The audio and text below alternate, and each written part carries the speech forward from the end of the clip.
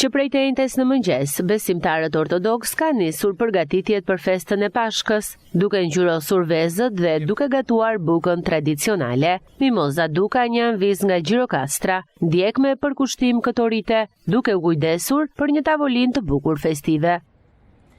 Sot ne ngjyejmë vezët, duke e përgatitur me bojën e kuqe të vezëve të Pashkës.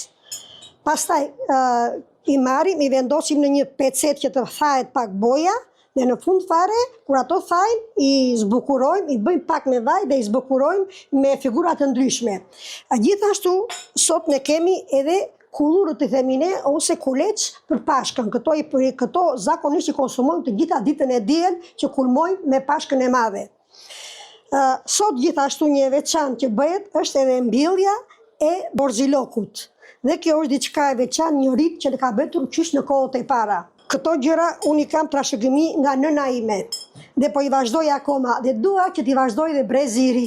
Ne kemi shumë gatime tradicionale që ne nuk po i harrojmë dhe po i vazhdojmë brez pas brezi. Duke filluar në mesin e tavolinës vendosim shportën e vezë të zbukuruara, kemi mishin e pjekur, kemi gatime të ndryshme tradicionale dhe plus ëmbëlsira që është sezonës tonë dhipla e lunxherisë. Për këtë fest të dielën e Pashkës, familjarët e afërmit dhe miq të mblidhen dhe festojnë pasi kryhet edhe riti i çukitjes së vezëve. Ky është një rit shumë i veçantë dhe këto i thyejmë ndërkohë me njëri tjetrin. Kush të dalim më i fortë, beza që del më i fortë, atëherë ai është më njeriu që të eci, si u thuhet në zonën tonë, njeriu i shëndetshëm dhe njeriu i fortë, si thoshë në kohët e para.